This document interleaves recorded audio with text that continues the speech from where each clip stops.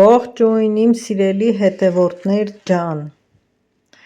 տեսեք ինչ հետաքրքիր մուրաբա եմ պատրաստել և ուզում եմ պատրաստման ընթացքով ձեր հետ կիսվել, կարծում եմ շատերի համար նորություն կլինի, միգուցե շատերին էլ ծանոթ կլինի ինչպես և ինձ, ուրեմն երբ դպրոցական էի, մայրիկս գործարանում որ աշխատում էր, շատ մտերիմ գործընկերներ ուներ հայրենադարձ, իրենցից ահագին բաղադրատոմսեր էր սովորել ու այն ժամանակ մի քիչ թեկուզ իմ տարիքից և բարձր տարիքի կանայք կփաստեն, որ Հայաստանի աշխատավորուհի կարծեմ նման ամսագիր գոյություն ուներ, խոհարարական բաղադրատոմսեր էր այդ ամսագրի մեջը, բոլորը անխտիր առնում էին ու հետևում էին մեջի գրածներին, հետն էլ պատրաստում էին տանում ընդմիջում անելու համար, ընդմիջմանը փորձում էին, թե ինչ համ ունի կամ ինչպես է պատրաստվել, մի խոսքով այս բաղադրատոմսն էլ հենց այդտեղից է վերցրած, մայրիկս իր գործընկերներից էր իմացել ու եկել էր պահածոյացրել էր, բայց արդեն մի 20 տարուց ավել կլինի, չի պահածոյացրել ու ես հիմա հանուն այս վլոգի հիշել եմ ու մայրիկիցս հարցրել եմ, թե ոնց եմ պատրաստում, կրով, թե առանց կիր, ասեց չէ, սովորական մուրաբայի նման, շաքարավազ ենք ավելացնում, թողնում ենք հյութը դուրս տա ու դնում ենք եփելու, մի խոսքով հիմա այդ ընթացքի մեջ եմ, ես չեմ հիշում մաման ոնց էր կտրատել, բայց ես որոշեցի փոքրիկ կտորների բաժանեմ, միգուցե ձմռանը ինչ-որ ժելեով աղանդեր կպատրաստեմ ու այս գազարի հատիկներից էլ կօգտագործեմ, հյութն էլ հատիկն էլ,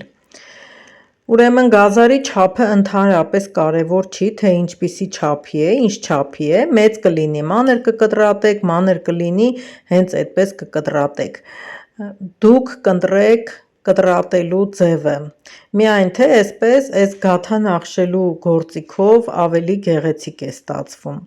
բնականաբար գազարը շաքարավազի մեջ մնալուց հետո հյութը դուրս է տալու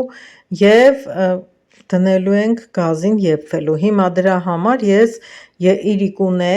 շաքարավազը լցրեցի, թողնելու եմ ամբողջ գիշեր,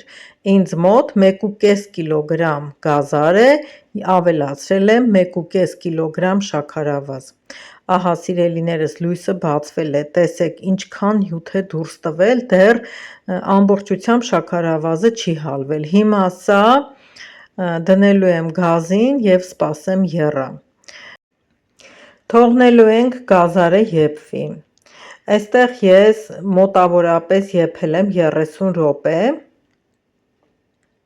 30 րոպե հետո անջատել եմ, թողել եմ ամբողջությամբ սառել է, նույնիսկ գիշերն այդպես մնացել է ու առավոտյան նորից դրել եմ գազին եփվելու, ահա տեսեք, օշարակն արդեն լավ պնդացած է, բայց գազարը դեռ եփված չէ, հիմա այստեղ կդնեմ 10 րոպե կեռա, կավելացնեմ կիտրոնի աղը, որպեսզի չշաքարակալի, որովհետև ջուր չեմ ավելացրել, իրա հյութը ինքը դուրս էր տվել,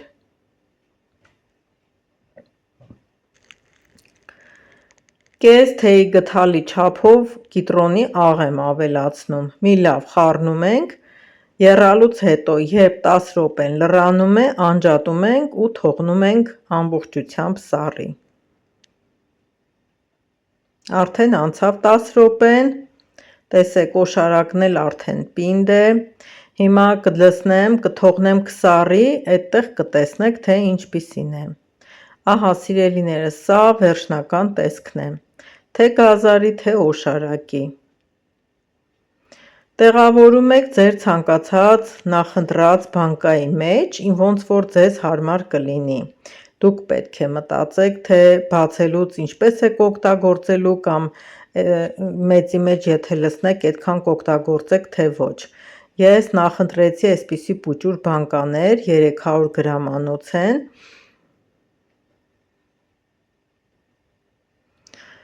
Մուրաբայից հենց գազարի համ է գալիս, օշարակից էլ, մուրաբայից էլ, էնպես չի, որ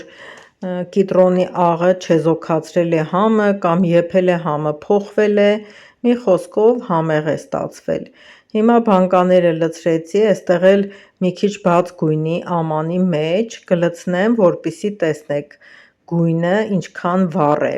Տեղ-տեղ հնարավոր է նկարելուց, որը կամերան առաջից է ցույց տալիս, որը կամերան հետևից, մի քիչ գույնի տատանում լինի, պարզ չերևա, բայց այստեղ տեսեք գեղեցիկ գույն ունի, համարյա գազարի գույնը պահպանված։ Սա էլ թող լինի նորություն իմ ալիքում, պատրաստեք։ Ովքեր բաժանորդագրված չեն, թող բաժանորդագրվեն, նոր դիտեն իմ ալիքի տեսանյութերը։ Շատերն են շեշտում, որ յուրահատուկ և հետաքրքիր բաղադրատոմսեր ունեմ, չկրկնվող են, այդ առիթով էլ կցանկանամ մնաք իմ հետ, միշտ հետևեք և փորձեք։ Շնորհակալ եմ, որ դիտեցիք, կհանդիպենք հաջորդ նոր տեսանյութերում, դեռ շատ նորություններ ունեմ ձեզ փոխանցելու համար։